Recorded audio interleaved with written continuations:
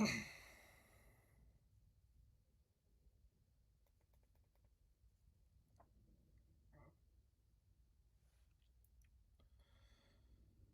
right.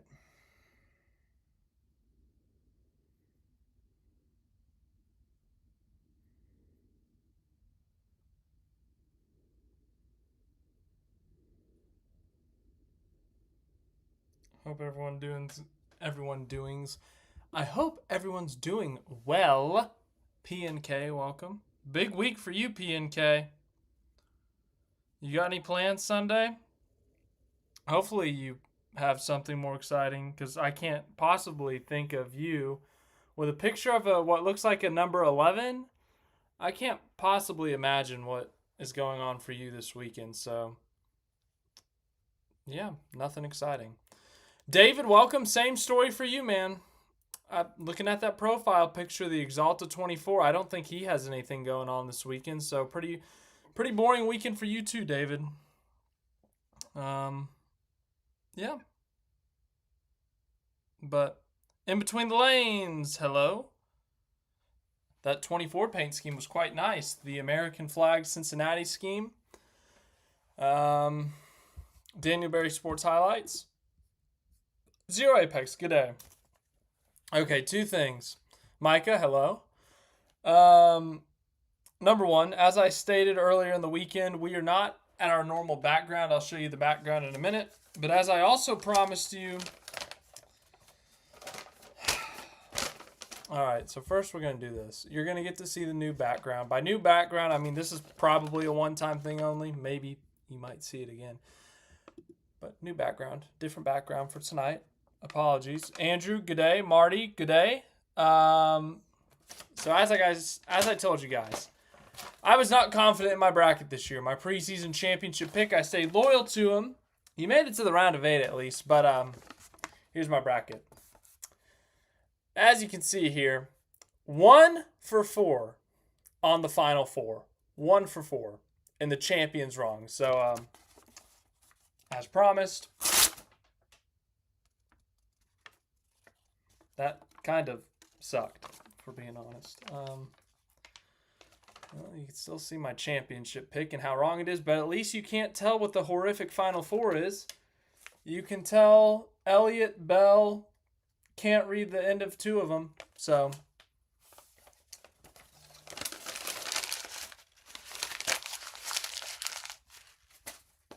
in the trash where it belongs, but I hope everyone else's bracket is doing much better, because that one was stinky. Anywho, David, yeah, you called it. William Byron. Hey, King's Hawaiian. I know Denny Hamlin's had some rough luck with the King's Hawaiian paint schemes, but they're pretty, okay? And look, in between the lanes, nailed it. Good looking scheme, unfortunately, no luck with it. Like, that's simply the case. It's just unfortunate that they make such pretty race cars, but no results. The DNF, the wreck at Atlanta, the wreck at Daytona, the wreck at Bristol, and the engine explosion at Martinsville. Denny Hamlin fans, are you guys concerned? Are you concerned with the current state of the JGR equipment? Yes, it's fast. Yes, they win a lot of races, but over the last this year, Kansas, mechanical failure. Texas, mechanical failure. Talladega, mechanical failure. Martinsville. PNK says they're losing sleep right now. Yeah. Hey, Zero Apex, right there with you. My bracket is poo-poo. To put it in PG terms, poo-poo. Let's see here. Well, we can go look at the race results. So William Byron, good grief. William Byron, that was something I haven't seen out of him. I don't know about you guys. Like, we've seen him dominate races. We've seen him winning races, but that was like a different William Byron, it felt like. I mean, dominated that race, but just like, I don't know how to put it into words. It just felt a little bit different. It didn't feel like a normal Byron win. So, yeah, that was something else. That was a career day for William Byron. 304 laps led. Fastest lap, swept the stages, perfect points day. I mean, truly, that was an impressive performance by Byron. So, he was minus 36. Bell had, okay, so he still would have been minus 16. But, yeah, in between the lanes, I thought the Kufandy scheme was pretty good for Bell. What other paint schemes? We talked about the Byron one already. Elliott, I think the Lumar scheme this year is probably the best Lumar scheme there's been since it's even been on the 88. Normal scheme. We already talked about that. Normal scheme. The grills, pickles is always a hit. Normal scheme. Still don't like the Chumba Casino. Normal scheme. The new MGM, I don't like it as much as the old Bet MGM. And for that reason, Caesars is better. Caesars, if you want to pop some money over here and I'll endorse your product more. Anyway, something shiny. Safety culture, purple. Purple scheme is good. There was a stint in the summer where the safety culture scheme was like the scheme for like a whole month. And I was like, man, it's a nice scheme, but I don't know. They did well on the 88 schemes this year. Normal scheme, I think. Horrific paint scheme. Never bring it back. I don't even remember what he ran. Normal scheme. Don't remember. I should remember. It was the jockey underwear because it was involved like half of the cautions. He was either getting wrecked by Hocevar or he was wrecking Hocevar. Normal scheme. That was something different. The 71, that was something different. It was pretty. Had pretty colors at least. Okay. Don't remember. Pretty scheme, but unfortunate result. Yeah, so those are the paint schemes. We kind of blew through it the second half because, frankly, I didn't feel like going more into it. So, yeah. No, Bell just falls short in the round of 8, and it's a poor, not even a poor, just not enough at Martinsville. Last year, it was a straight-up poor performance. I think they entered plus 40-something, and we had the below-the-cut line winner, and then also he just bled so many points throughout the day, didn't score any stage points, and just had a sucky day. No other way to put it, and they ended up falling behind, and they had the race manipulation stuff. Whereas this year,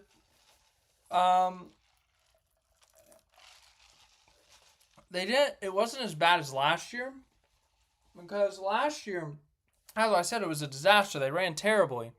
They scored stage points yesterday. They were in the top 10 most of the day, but it was a 1-point separation from a guy who ran in the top 5 yesterday, and ultimately that was the difference. So they did not do good enough. That was straight up the story, but it wasn't as bad as last year. It wasn't as ugly as last year, but still wasn't enough ultimately. So, yeah, Christopher Bell eliminated in the round of 8 for the second straight year after entering with a 30-something plus deficit or advantage, and gets eliminated. So heartbreak for Bell once again. Kyle Larson's advanced. I forgot the World Series was on. I can't believe I'm saying that. I'm going to look up the score real quick. This Washington-Kansas City game looks awful. 3 interceptions in the first quarter and a half. Ugh, disgusting. MLB. Oh, yeah, the Dodgers are up. Speaking of disgusting.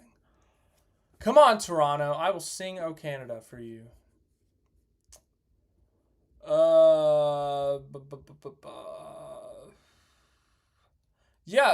Micah brings up what's been a pretty big talking point, the deservingness of the Final Four. So when we come over here to the points, not even the points, let's just go to the statistics. Well, here's the Final Four right here. You will notice that they lead or are top 3 in almost every statistical category. So William Byron, regular season champion, he gets some bonus stats from that do not reflect on the actual scoring sheet. 3 wins, tied for the 3rd most in the league. Let's see, Hamlin, SVG, Bell with 4, so 4th. Tied in a multi-way tie for 4th most wins in the league. 16 top 10s, which is off of, his fellow championship 4 contenders. But he has led the most laps. I don't know where the stage wins are at. I'll be honest there. Don't know. Not a lot of DNFs, kind of up there with his championship 4 contenders. So it's been a really solid year for Byron. Regular season championship, 3 wins, most laps led. Let's go to Kyle Larson next. Kyle Larson, same number of wins. He is second on the top 5 sheet. He is second on the top 10 sheet. He is second on the laps led sheet. Actually, only 2 DNFs. This has been a problem for Kyle Larson before. They get a lot of DNFs because they have a lot of mistakes. Whether it's Larson driving into the barrels, Larson over driving the car. This is a number that they've actually been able to keep down and has massively benefited them despite the summer slump. Despite not winning since May, this number being very small has actually massively helped them out. Second most laps led, a lot of stage wins, so statistically, they've been fantastic. Hamlin, most wins in the Cup Series this year. Second on that top 5 sheet that we just talked about. A little bit lower on the top 10s. A little bit lower, the lowest of the 4 on the laps led. But as I said, most playoff points, most wins. And then we go to Chase Briscoe. Most top 5s in the Cup Series this year. Third on the top 10 sheet. 3 wins at that 4th, tied for 4th mark. And he has the 3rd most laps led this season. So all 4 statistically have been phenomenal this season. Chair City Rail fan, hello. Bell has the best average finish. So yeah, if you were making a counter argument and you were trying to argue against one of these 4 being in, the counter argument would be, well, Bell has the 3rd most wins. Bell has the best average finish. He has the most top 10s. But the shocking thing about Bell, I would say, this number right here. Bell, in a Joe Gibbs racing car, won 3 of the first 4 races of the season, 3 of the first 5 races of the season. 282 laps led. When we go down this list, you will be shocked at who that is below. Obviously, the championship 4. No surprise there. Ryan Blaney, not really surprised. Below Joey Logano, who was 11th in the points or something. Chase Elliott, who we know is a good driver, a consistent driver, but ultimately he does not lead a lot of laps. Less than Bubba Wallace, who only had a single win, 6 top 5s on the season. Less than SVG. SVG, probably 95% of those laps were led on road courses. He has less laps led than SVG. Less laps led than Austin Cindric. I mean, less laps led than Ty Gibbs, his teammate. Like, Christopher Bell, when you look at the statistics, if you cover up this number right here, it's actually been a phenomenal year. And not even with this number involved, it's still been a phenomenal year, but this is really a shocking number. If you showed me this stat, and you gave me this number, I would think that they left out a 1 right here. Like he's led 1,200 laps. But no, he's only led 282. That's been the biggest shock of the year. And then also you can kind of see it really with the stage point deficits. I mean, look at this. 91 less than Larson. Over 100 less than Byron. A little bit less than Denny. That's actually surprising at how low that number is in my opinion. Less than Tyler Reddick. Less than Bubba Wallace. I mean, going back and looking at some of these results for Bell, it's kind of surprising. Like, these are actually the big significance, the wins, top 5s, top 10s, like on the surface look really good, but when you dig a little bit deeper, it's a little bit lower on that stage point number, much lower on that lap sled. Just, I don't know. It felt significant to go on a side quest there.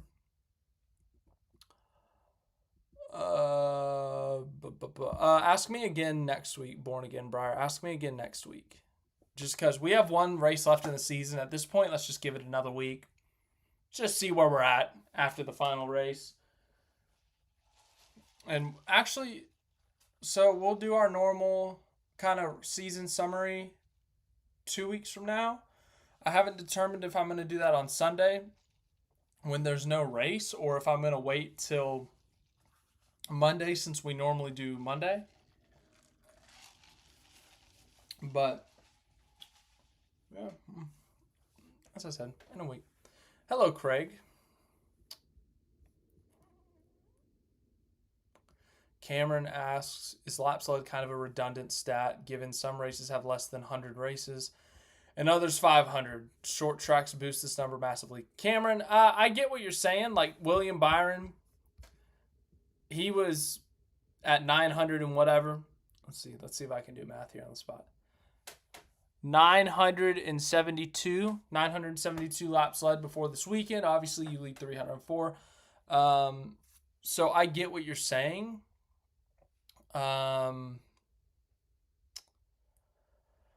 Some might argue that. I don't. I think laps led wherever they are, I think it's a big deal. I think it's the most underrated statistic. Like, out of all the stats, like, I tweet about laps led more than anything because I think that's such an important number because it kind of gauges where you're at. So, like, when we look at Byron and Larson, they've led the most laps this season. And sure, you could break it down. Byron led 304. He led, oh, God, I got to do math. A little bit less than a quarter of his laps this season in a single race. Kyle Larson led 221, I think, at Kansas. So, okay, I can't do that math. 2 over 11. I don't know what that is. He led a chunk of the season, a chunk of his laps led the season at Kansas. Briscoe led 300 and something at Darlington. Denny led 200 and something at Martinsville. Like, we could theoretically do that with every single driver. So, yeah, I get what you're saying, but I probably, me personally, I probably overvalue them compared to the average race fan. But also, in my biased opinion, I think everyone else undervalues the laps led statistics. So that was a very long-winded answer for such a simple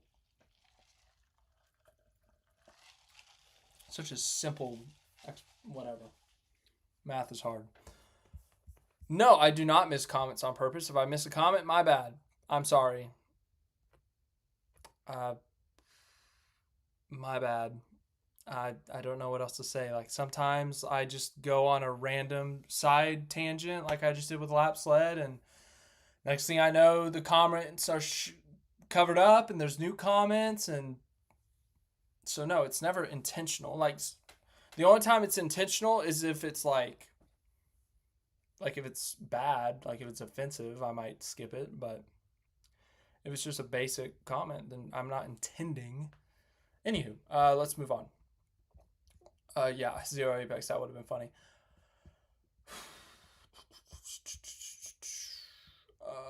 We'll get back to the playoff discussion here in a second. I wanted to see what Cameron said. Isn't there a caveat with all laps led? McDowell laps led in Chicago and Ware led laps at Daytona, but they're not the same. Once again, like, I understand where you're coming from because, of course, like, anyone can get up there and lead at Daytona, especially now when it comes down to fuel saving. Like, if the entire field's going 60% and Cody Ware says, I want to go 100%, and he gets up there and leads all those laps, like, sure, you could argue, like, how much more significant is that as opposed to Michael McDowell qualifying on the front row at Chicago, taking the lead and leading the opening 30 laps? Like, which is more valuable? At the end of the day, that's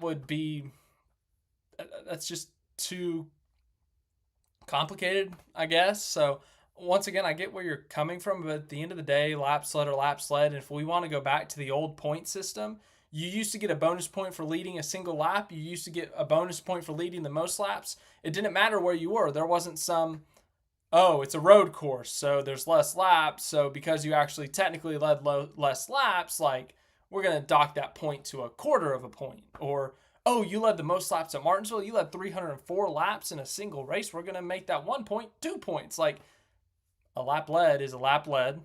Doesn't matter where it is. And if you lead the most laps, you led the most laps. It's pretty simple. If you lead 60, what did SVG do? 64 out of 100 laps at Mexico.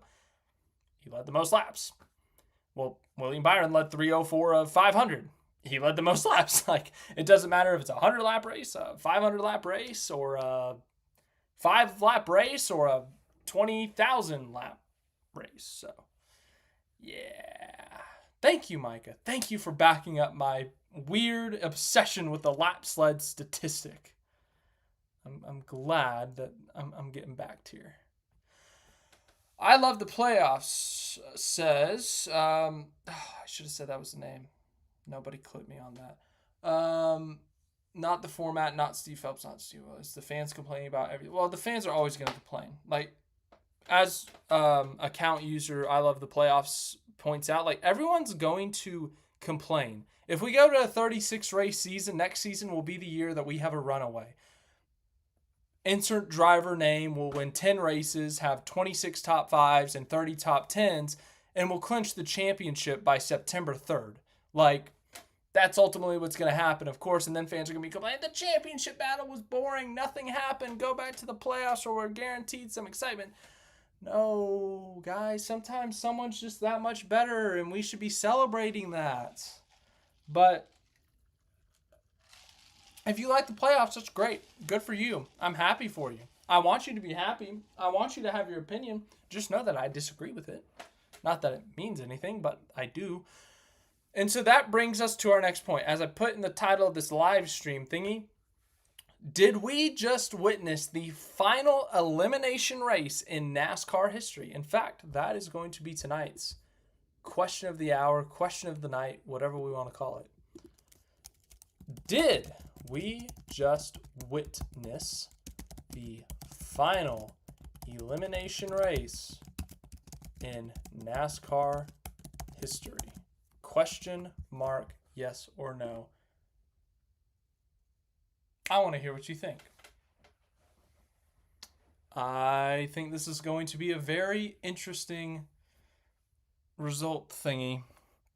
Let's see if the poll went up. Oh, it did.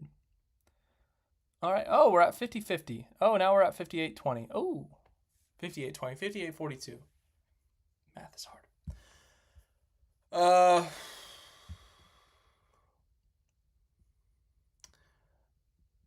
Thank you, Cameron. I appreciate it. I don't hate stage points. I hate the stage cautions. Okay, we actually had this discussion when we were watching Gold Coast. Someone in the comments in regards to Gold Coast said, should Supercars add stages? And all the Supercars fans got really mad. They were like, why would you even bring that up? Why would you even bring that idea to the table? Like, someone's going to see this. Like, this is... Why would we do this? We've already added the playoffs like NASCAR did. It's like the world's on fire. Stages, I'm fine with in NASCAR. NASCAR specifically. I don't think stages are for every motorsport because NASCAR has a little bit more of a randomness factor with late race cautions and with the cars being so equal now. Stages reward consistency. If William Byron led 304 of 500 laps, but his engine broke down with 5 laps to go and he finished 35th, well, because he swept the stages, he gets 20 points on top of the 2 points or whatever he gets for finishing 34th, instead of getting just 2 points and a bonus point for a lap led and a bonus point. So 4 points versus 24, that's a big difference. So I think stage points are fine. It's the stage cautions. The stage cautions, we waste so many laps under caution, just riding around, burning 10 laps a race or 10 laps a stage break for nothing, like literally for a commercial on TV. It's silly. It's absurd. So I think stage points are fine. It's the stage cautions that need to leave respectfully.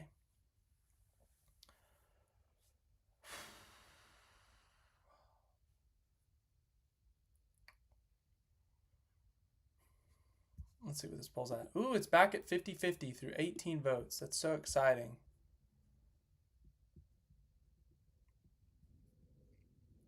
Keep how they award points for now, but make it a full season format. Stage cautions can be gone. So, Micah, the only counter argument I'm going to make to that is NASCAR has talked about how important winning is these days, and everyone talks about the winners, right? So my vote is we give more points to the winner of the race. Like, honestly, Micah, I love the whole each position is a point because when you're watching on TV, it's so easy to calculate. Like, when I watch F1, I have to go through, Oscar Piastri is 6th and Lando Norris is 1st.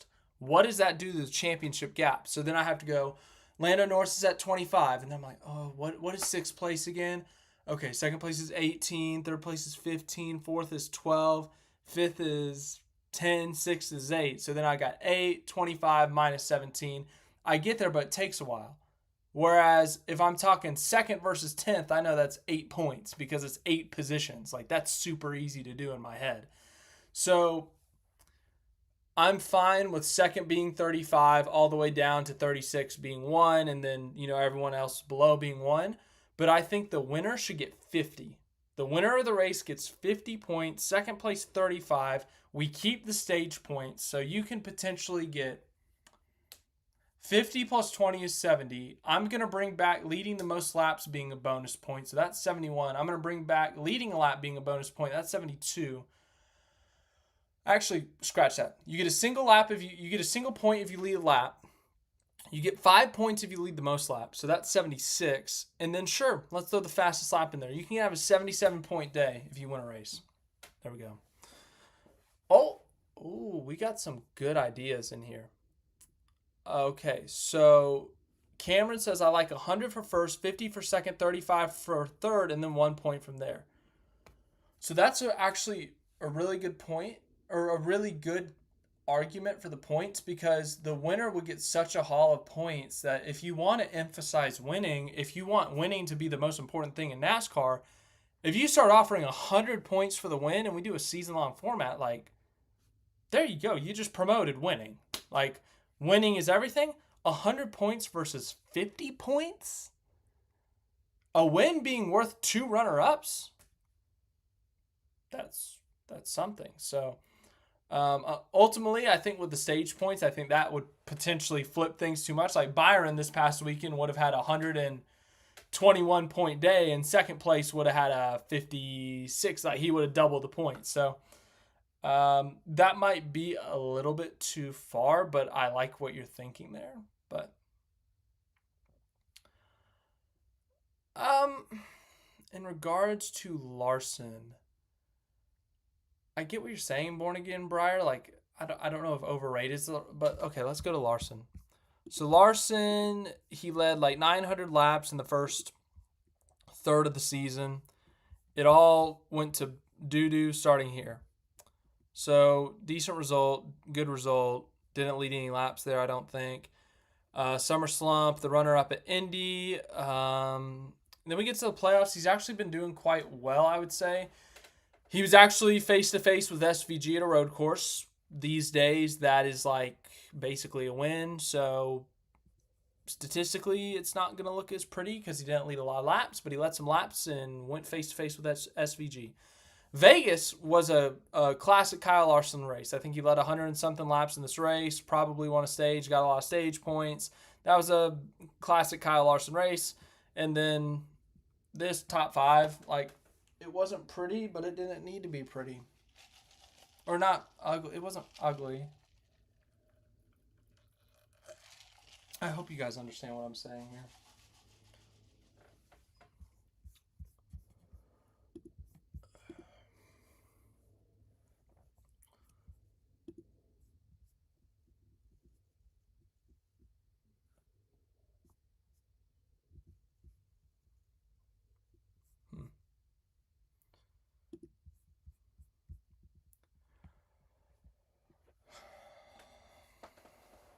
Once again, I think the stages are fine. It's ultimately the stage cautions, and I think that kind of warps everyone's mindset on it.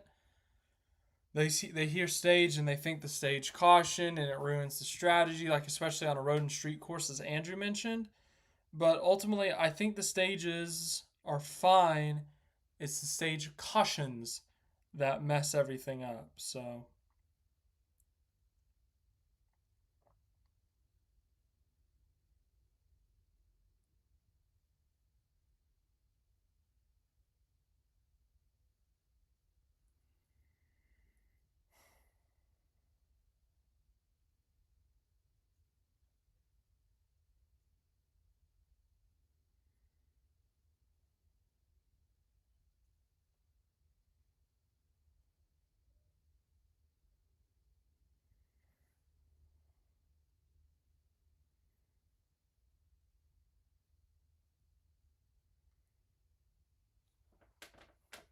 sorry, something shiny.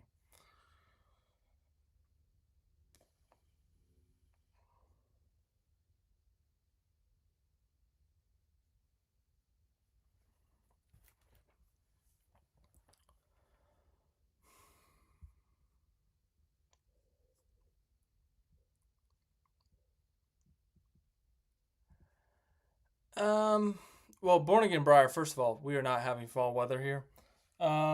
It literally stopped hitting 80 degrees this past week, which I'm very thankful for. Like, I hate the heat. This has probably been the hottest October I can remember. And it's on the flip side, we had the coolest July I can remember. So this week has been the first fall week. But the weather that we've had this week is what it's supposed to feel like at the beginning of October, not the end of October. So I'm appreciative that it's not hot anymore, but it should have hit 4 weeks ago and not now. So I have a mixed review on fall 2025. It could be much better. I'm not having a good time. I mean, I'm having a better time, but I was not having a good time for a bit. This is the best season of Blaney's career. Let's go to Blaney's stat profile. I love a good stat profile. Yeah, so Blaney, 3 wins. He's in that 4-way tie for second, or that 4-way tie with 3 wins. Tied for the second most top 5s, fourth most top 10s. The DNFs are murdering him. 831 laps led, which would put him first, second, third, fourth. Okay. Yeah, I think he's had a great year. I think, there was a bit we could argue that he was the best driver at times this year. Like after New Hampshire, we were talking about like, if it wasn't for the DNFs, he'd be the best driver by a mile. But ultimately, that's not how it works. So.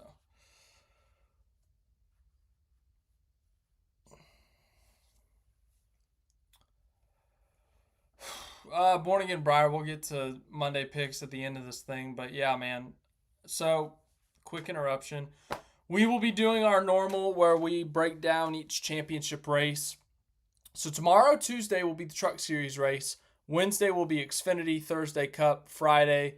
The Truck Series Championship actually happens and we'll roll into championship weekend. But tomorrow we'll be doing the truck preview, and I have already started looking at the statistics. In fact, we can look at some of them now. We will break this further down tomorrow on our Truck Series preview, but it's disgusting. It's genuinely disgusting. Corey Heim has 11 times more wins than the other 3 combined. 1 win by Tyler Ankrum, and I think that was Rockingham on a fuel mileage race. Ty Majeski, winless. Caden Honeycutt, winless. Heim has more wins than the other guys individually have top 5s. Rack up all their laps led, and you could multiply it by 5, and I still don't think it would get to Corey Heim's number. Corey Heim has a top 10, a top 5. He almost has a 50% winning percentage. He has like a 75% top 5 percentage and like an 80% top 10 percentage. He could lose the championship. Like, here's the thing. If we pop over to the Xfinity Series, it's pretty lopsided on terms of zillage. But, Allgaier's still at least been somewhat in the mix. Look how close the laps led are. 13 lap difference on the laps led at least.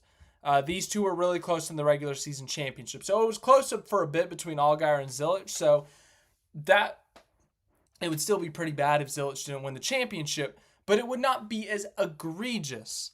Whereas this, I genuinely feel bad for these other 3. Because if there is any way, shape, or form one of these 3 wins the championship, nobody will ever talk about it in a positive manner. And I genuinely feel bad. Because they are 3 kind of feel-good stories.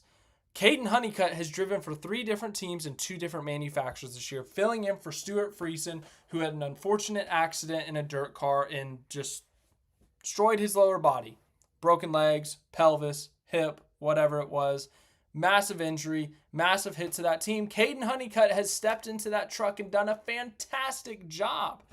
And as I said, it's kind of a feel-good story in terms of Honeycutt himself bouncing around this year because of his new contract with Toyota. He's been moving up in the ranks through the Truck Series. We got Ty Majeski trying to fight for his 2nd straight title. Tyler Ankrum has been kind of an underdog, I feel like. No one's really talked about him this year in terms of the championship contention, in terms of being one of those guys. But he's been in the Truck Series now for a few years, and the story of the year has been Heim, but then beyond that, it's been Riggs, and then it's been a bit of a drop-off. But these three are fun, but if any of them beat Heim, it's going to be something. It's going to be something. Rolando, hello. It's going to be something. Yeah. Truly, it'll be something. Like, we don't really have a statistical breakaway in the Cup Series. So, like, there's no... If any four of these win, you could make an argument for them, and there's no, like, oh, this guy doesn't deserve it. The other two, it's not that the other people don't deserve it. It's that there's one person in each of those series that deserves it.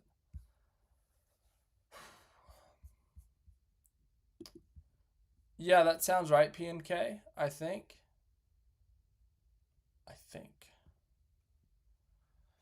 I don't know.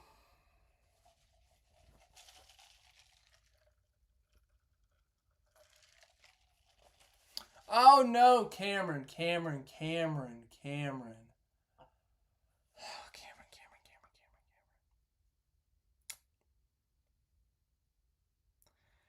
Yes, Cameron, that is the number one argument of the pro playoff people. And sure. Frankly, NASCAR is not like every other sport in the United States of America. We are not basketball. We are not football. We are not baseball. Because frankly, right now the Dodgers are playing the Blue Jays in the World Series. Well, that doesn't mean that the Texas Rangers have a say in it. In NASCAR, the Texas Rangers can have a say in it. That's not supposed to happen. We're not every other sport. We're our own thing. Racing 40 cars on a racetrack at once that can impact any little thing. All these different things, and we're not those other sports. These wild cards that the other sports have, yeah, it makes for some great upsets. March Madness, everyone loves the upsets. I love the upsets in March Madness because guess what? It's fun when Florida Gulf Coast beats Michigan State or whoever they beat all those years ago. When, who was it? Fairleigh Dickinson beat Purdue. That was hilarious. But NASCAR, Denny Hamlin, who has the most wins this year, could have been eliminated in favor of Austin Dillon, who had one single win this year, which is his only top 5, by the way, because, I don't know, Josh Bilicki blew a tire with 3 laps to go at Bristol. Like, that was a possibility. So, no, we're not like every other sport. No. Clausen Z, hello. Welcome. Yeah, it's a fun Final Four. It's a worthy Final Four. We kind of broke down the stats a little bit earlier, but yeah, they all lead some statistical category. Yeah, exactly, Micah. Like, we don't see a lot of Game 7s. This is a forced Game 7. That would be like, let me think. When the Celtics were up 3-0 on the Mavericks 2 years ago, that would be like if the NBA official said, okay, cool. Dallas, congratulations. You just won 3 games, Game 7. No. Just no. I don't know. So, yeah.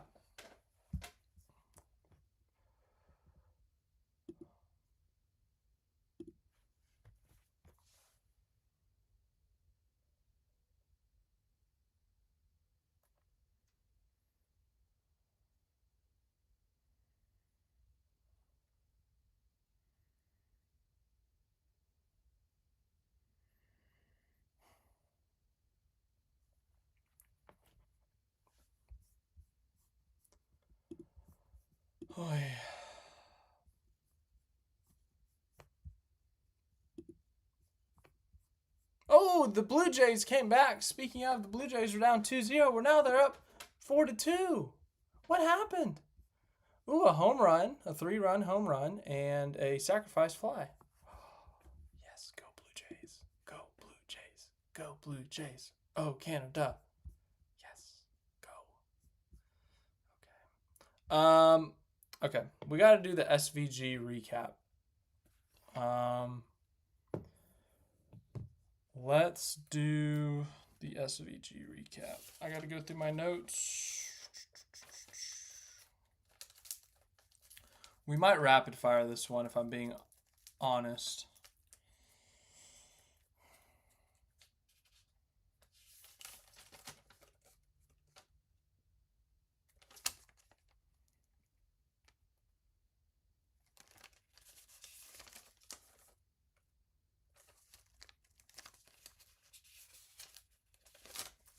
Okay. All right. Yeah, it was a pretty clean day. Outside of the caution, the weirdly timed caution that everyone kind of had to deal with, it was a pretty clean day. No penalties, no pit road errors. They had some radio issues, but yeah, it was a pretty clean day. All right, SVG recap, people. We're doing it here.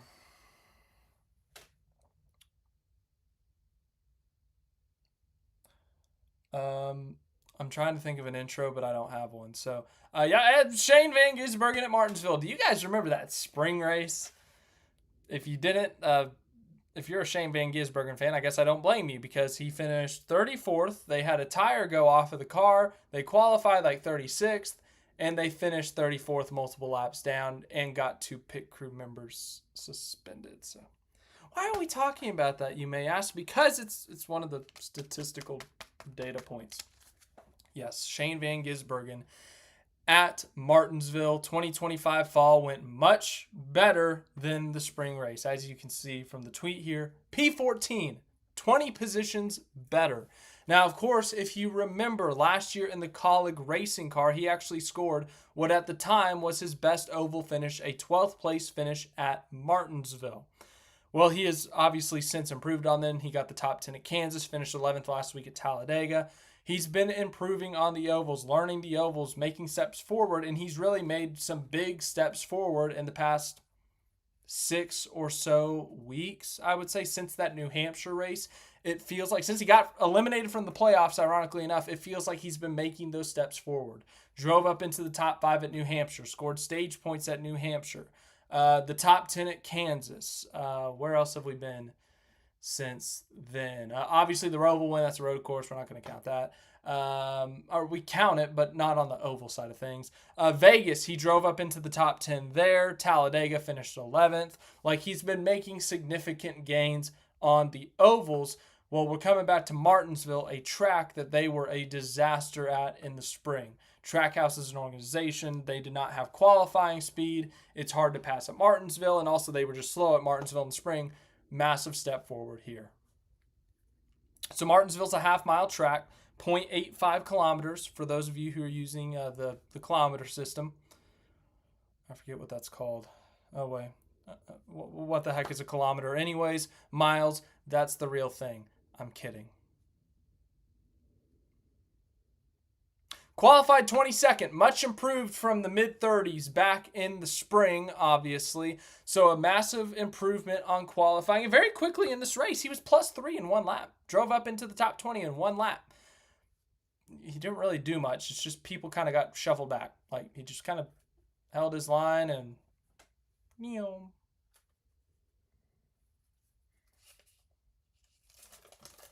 They had a moment with Bowman. I wrote down that there was a slight scare with Bowman. Yeah, there you saw it. They were having some radio issues at some point in this race. Like SVG couldn't hear what Steven Doran was saying to him. He could hear Josh Williams fine. So finally he came on the radio at some point. And whenever Steven Doran would try to say something, he said, "Hey man, I can't hear you. You gotta relay this information through Josh up in the sky. Like you gotta just tell me through that." So that happened. I think they spent a caution at some point in this race, fixing the antenna, fixing whatever the problem was, but that was really the only issue they had all day, and it wasn't really that much of a hindrance, if we're being honest. In stage 1, he finished 12th. As I said, started this race 22nd and kind of just gradually made his way up through the field. Shane Van Gisbergen in this race, I think I screenshot it. He had an average running position of like a 13.8, I want to say. It's somewhere, you'll see it. He had a really good day. He was in the top 15 the majority of the day. He qualified in the low 20s, as I said, early in this race, was running in the back half of the teens, but top 15 most of the day. They had a really solid day. They made a huge stride compared to where they were in the spring. And once again, it's back to that earlier point at the beginning of the video where we talked about they've been making gains on the ovals, and not just over the entire year. Over the last 6 or 7 weeks, they've made some massive strides. They figured out how he wants the car. SVG's kind of figured out how to race some of these ovals a little bit different. And no, it doesn't mean he's going to go out at the beginning of next year and win a bunch of races on the ovals. He's not going to go out and dominate Vegas in the spring, dominate Martinsville in the spring, but it's a step forward. As he says at the end of the race, we're getting there. They are getting there in terms of being more competitive at the ovals. They are making the necessary steps forward, and we're going to look at his stats here in a second.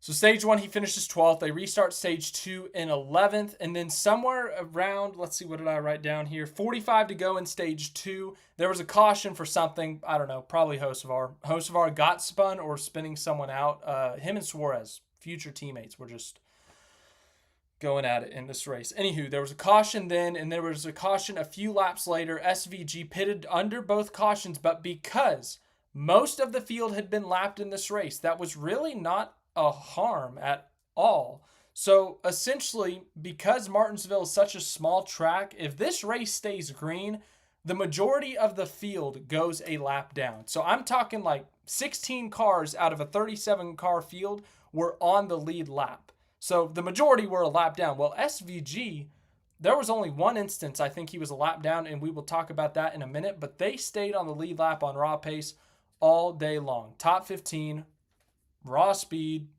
on the lead lap. They never had to deal with the wave around issues. Anywho, the point of me saying all that is that the second caution, they were able to pit again because they were running 13th. Well, they were the last car on the lead lap, one of the last cars on the lead lap. They go and pit again because it's not that much harm to them. 13th versus 15th is not that big of a difference, and you can have 8 lap fresher tires than everyone else, so that's what they did. So then guess what? There was another caution just a handful of laps later. A few other people at the front of the field decided to pit. SVG stays out, restarts 8th with only a 20 or so laps to go, handful of laps to go. He finishes 8th in stage 2, scores 3 whole stage points in stage number 2 at Martinsville. That's a big deal. We've talked about it all year. Yeah, he can score a bunch of stage points on the road courses, but the ovals, can he score stage points on the ovals? And then the next step, after he scored stage points at Atlanta, Daytona, like the super speedways where everyone can kind of score stage points, can he score stage points on the regular, the traditional ovals? Well, now he's done it at New Hampshire. He's done it now at Martinsville, and he got pretty close at Vegas a few weeks ago, so he's getting there.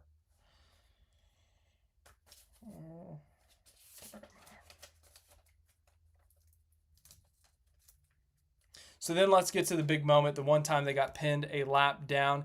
In the middle of green flag pit stops, in fact, it was the lap that SVG pitted. Shane Van Gisbergen goes on to pit road to get 4 fresh tires during a green flag cycle. About halfway down pit road, the 43 car spins. There's a caution. So the procedure for this essentially is, if there's a caution in the middle of a pit cycle, if you have made it to the commitment box, to that orange cone, if you were inside of there, you can make your pit stop, which SVG was. If you don't make it through there and you go through pit road anyways, you get a penalty. Well, SVG didn't have to deal with that. As I said, he was well within the pit lane. He was able to do his 4-tire pit stop, but the problem is it's at Martinsville. If this happens at Kansas, if you're doing a green flag pit stop at Kansas, you're going to get lapped. You're going to go one single lap down. If you do it at Talladega, you might get lapped, but there's a chance you could be on the lead lap. Pocono and Indianapolis are like the only ovals where you can pit and stay on the lead lap. But Martinsville, because it's such a short track, because the lap times are under 20 seconds, you're getting lapped twice during a green flag cycle. So because of the reason, because that there was a caution right as they were in pit road, that actually worked out for them because they only went 1 lap down, and because the majority of the field was a lap down and the only people who hadn't pitted were the lead lap cars, they were able to take the wave around, which, of course, if you guys don't remember, is if the lead lap cars in front of you pit and you're a lap down, you get to take the wave around and get your lap back. So they ultimately did that.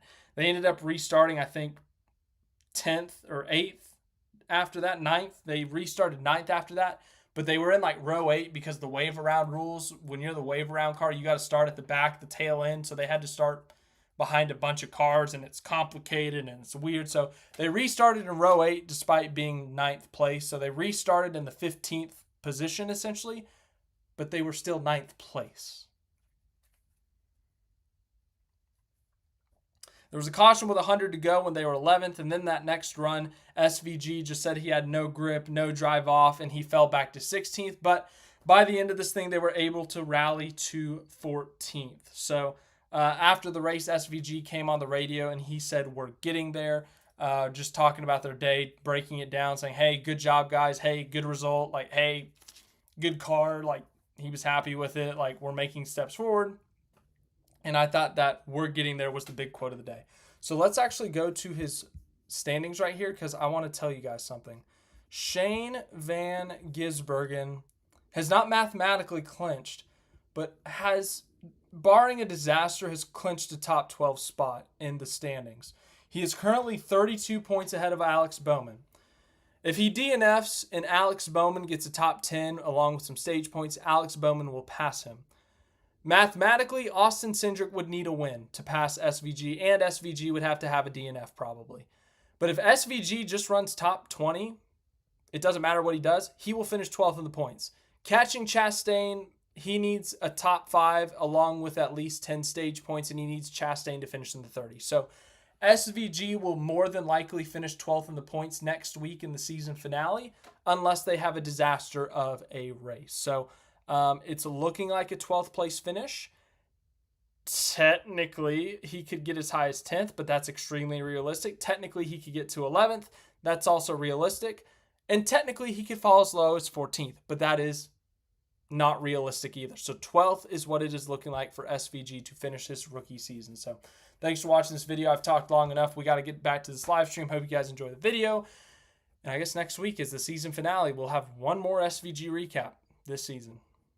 Okay, thank you guys. As always, thank you guys for letting me do that. So, in fact, I'm going to think ahead, and I'm going to actually go back to the SVG recap right now, and I'm going to screen record it here. Spoiler alert, I screen record this.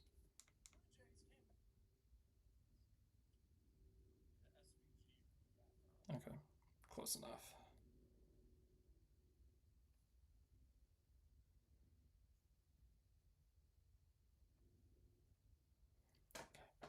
Cool.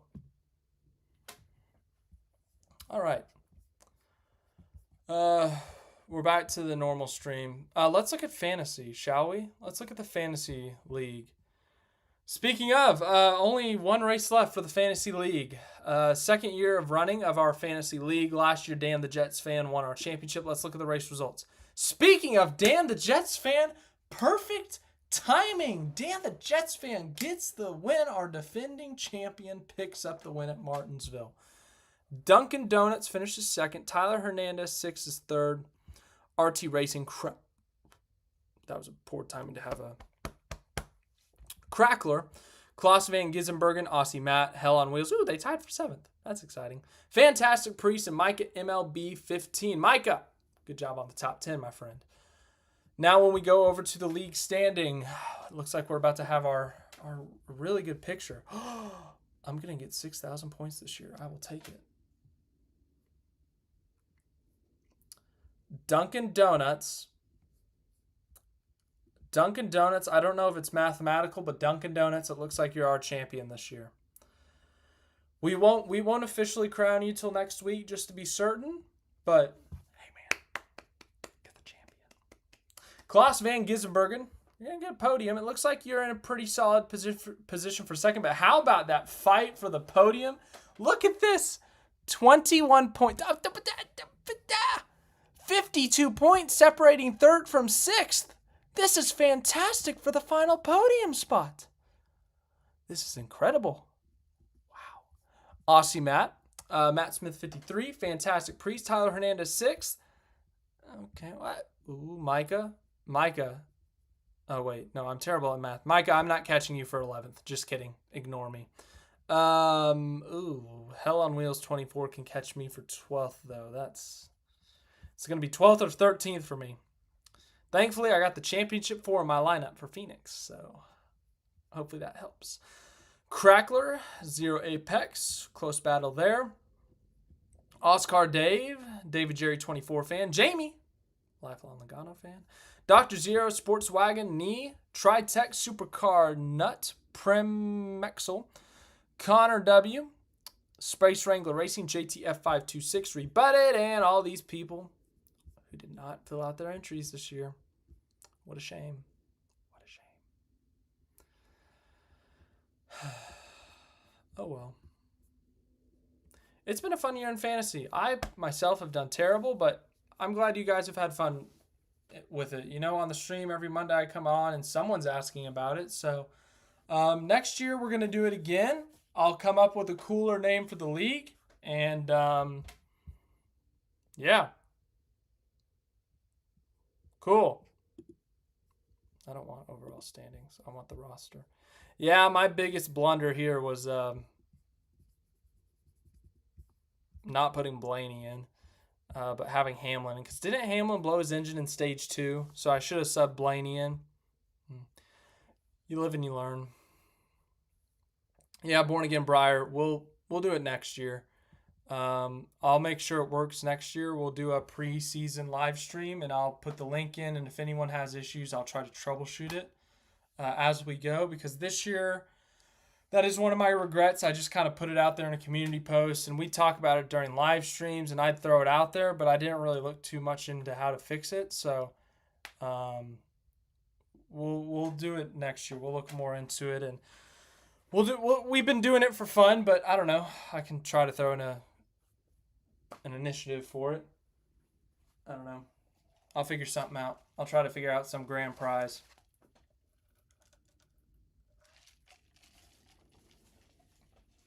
As I said, we can try to have fun with it next year. So, all right.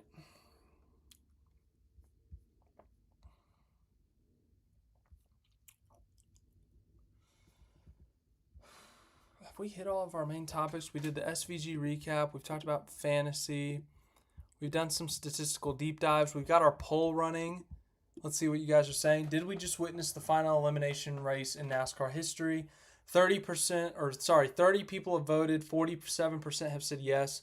53% have said no. Monday picks. Okay. Monday picks. Okay. We have a resounding Monday picks vote from user I Love the Playoffs and Zero Apex. Entry list. Okay. Here's the rules this week. As always, make your race win picks, but you have to make sure to separate it. So, like, well, actually, I guess, no, I want you to say both. I want you to tell me who you think is going to win the race and the championship.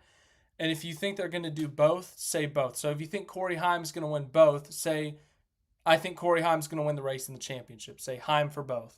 Heim, like whatever you got to do. So let's talk about trucks first. Let's go through the entry list, talk about significant entries. Let's focus on that final 4. I already see user I Love the Playoffs said going with Ankrum for the title. Brent Cruz, Clayton Green, Nathan Bird, Stephen Parsons is in the 7. Mason Maggio's in the 22. Greg Van Alsten, 35. At the ripe young age of 125, that might be the last time I make this joke this season. Might be the last time you hear it this season. I know, I can hear the crying. That's it. All right. Championship picks, if you want to look at the sponsors. Corey Heim in the Safe Light truck. Tyler Ankrum in the Liuna truck. Who else is in this thing? Caden Honeycutt in the Hallmark International. So basically the traditional paint schemes for your championship 4, it looks like. And the 4th is Majeski in the Soda Scent / Curb Records. Don't know what that is. Let's see here. We have Corey Heim wins the race and championship, says in between the lanes. P and K says Lane Riggs wins the race. Ty Majeski wins the championship. David says Corey Heim for both. John says Corey Heim for both. Micah says Heim for the championship. Mr. Steal Your Luck says Rhodes for the win, Majeski for the title. P and K says the GOAT of the Truck Series. I'm assuming you mean Corey Heim. I would assume. Anyone else? Truck Series? Anyone?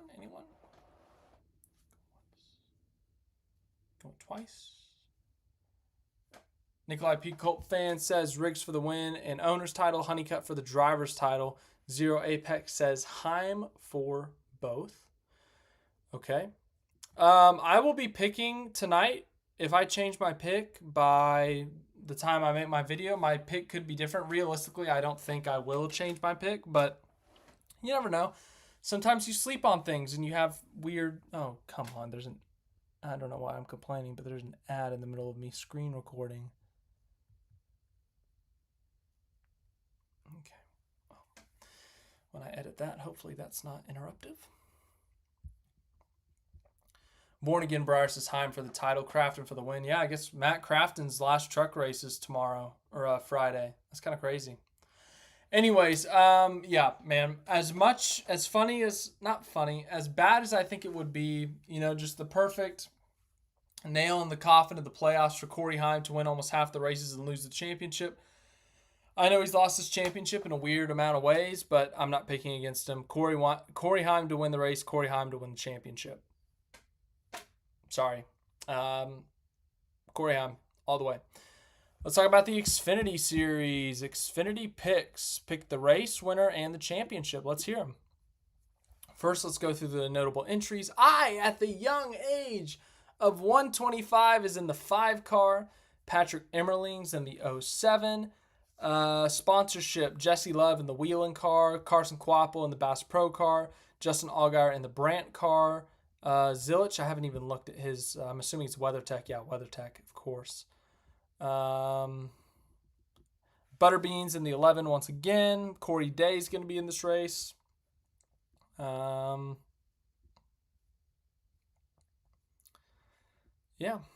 Stephen Parsons in the 35. That's exciting. He's doing double duty this week. Connor Mozak in the 99. Let's see. Born Again Briar says Sanchez for the win, Quapple for the championship. Zero Apex. Oh! Hold on. I'm clapping like Kirby Smart. So, guys, we have an owner's championship fight. I know we kind of referenced Riggs because he's the single difference, but Eric Almirola and Austin Hill are racing for the owner's championship, and that could spice things up in the driver's championship because these two have a history. Austin Hill and Almirola have a history, so that could spice things up. Just think about that when you're making your Monday picks for the Xfinity championship. Just remember, Austin Hill and Eric Almirola, while they're not in the driver's championship, they are technically fighting for a championship in the owner's championship. Something could go down with those two, and it could impact the drivers. Let's go back to the picks. Zero Apex says Eric Almirola to win the race, championship Allgaier. P&K says Allgaier for both. User I Love the Playoffs says Mayer for the win, Zilich for the title. Well, Mayer might not be racing this week, so you might want to change that. Micah said Zilich for Xfinity. Yes, my picks are boring. Hey, it's your picks, Micah. John says Allgaier for both. Zilich the champion, Sawalich to win the race, says David. We do not have, I guess, Sawalich is technically on the entry list, but he is not confirmed to race yet. Of course, has a concussion. Zilich to win the race in the championship, says Brock. Stop Now Please says Love for the title. Gray wins the race. Anyone else for Xfinity? I'm going to go with my preseason pick. I'm going to go Justin Allgaier for both. I would pick both guys with double-digit wins just because it's fun. It's easy, and they're the most deserving, but I think someone in here doesn't win that's deserving, and unfortunately, I guess that would be Zilich. But Allgaier would be next in line, and Allgaier's just so darn good at Phoenix that I'm going to go with Allgaier. So, yeah. Now it's time for the last time at Phoenix, and also for the last time, this is the last time the Xfinity Series races. Next year, it'll be the O'Reilly Auto Parts Series. And then we got the Cup Series for potentially the last time in the playoffs, the Cup Series. So let's look at our sponsors this week. We got Hendrick Cars on the 5. We have Progressive on the 11. So however you feel about that paint scheme, Denny fans, that could be the one. This could be the sweetest paint scheme of all time. This could be the most heartbreaking paint scheme of all time. I'm just trying to just build the emotion for Denny Hamlin fans so that either way it goes, they're just either the greatest day of their life or worst day of their life. Not really. I hope you guys have a prosperous day. Speaking of Prosper, Texas. Bass Pro on the 19 and the 24 is Exalta. Oh, thank the Lord it's not that ugly Raptor scheme. Oh, thank you. God, if that was the Raptor scheme, I was going to be so mad. Exalta on the 24. Thank goodness.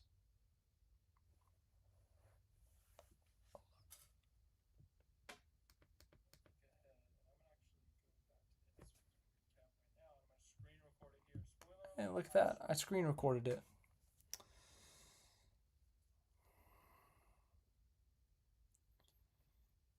That worked. Cool. All right. Back to championship picks. Notable entries. J.J. Ailey's in the 44 in the Fanatics Sportsbook Chevrolet.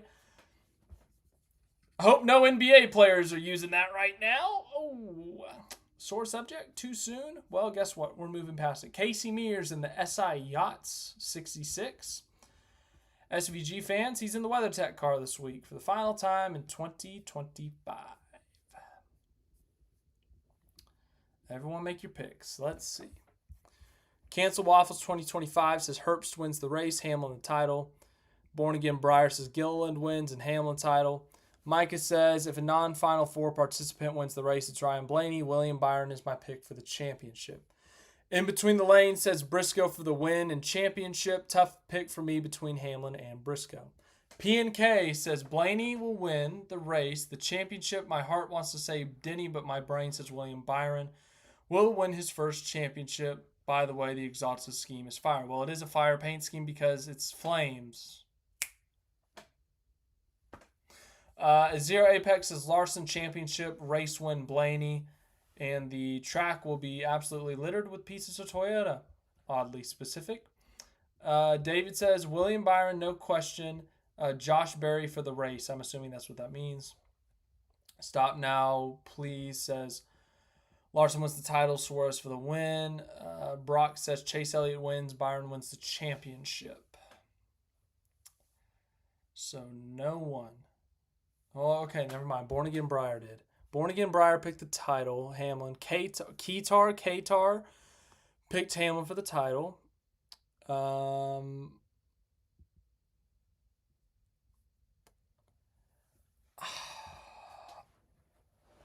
I love a good ha-ha story, and it just feels different this year. It just feels different this year. It doesn't feel like 2010. It doesn't feel like 2019. Doesn't feel like 2020. Doesn't feel like 2021. Heck, it doesn't even feel like 2014. It just feels different this year. All the added elements from the outside world, I just picture, I see it. I see Denny Hamlin on December 1st walking into the courtroom with that giant championship trophy and slamming it down on the table in front of the judge and in front of NASCAR executives. Steve Phelps would have to hand him that trophy, and it would be the funniest thing ever. I'm everyone in the past, every time we do these Final Four picks, every single time we do it, we say, oh, nope, Denny's never going to win a championship. If you pick him, you basically eliminate yourself. Well, guess what? This year, I'm eliminating myself. I think it's Denny's year. for the first time ever. I drank the Kool-Aid back in March when I picked Ferrari to win the championship. I'm drinking the Kool-Aid here in November. Denny Hamlin. That's my championship pick.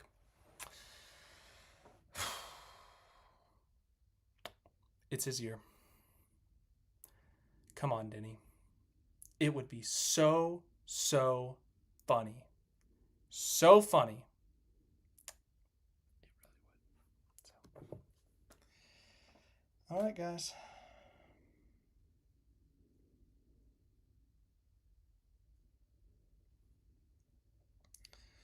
Well, that's potentially our last Monday pick of the year. It's kind of crazy that might be our last Monday picks of 2025. I mean, next Monday when we do the Monday after Phoenix, we can make some F1 picks and we can make some Supercars picks, but I don't know. Beyond that, I don't know. So that's our last NASCAR Monday picks of the season. It's been a great year, guys.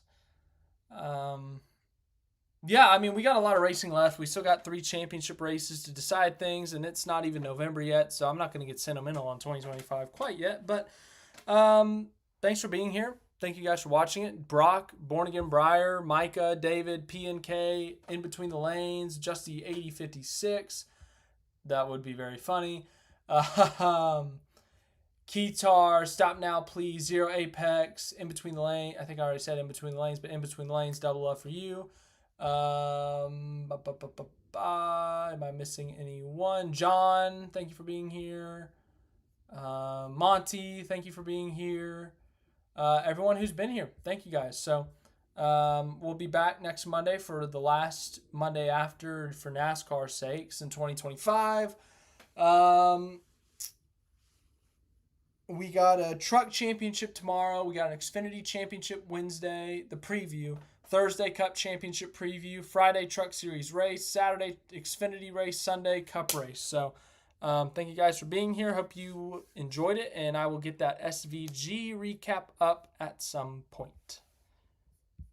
And let's see what this poll is. 36 votes. 52% or 58% said no. 42% said yes. All right.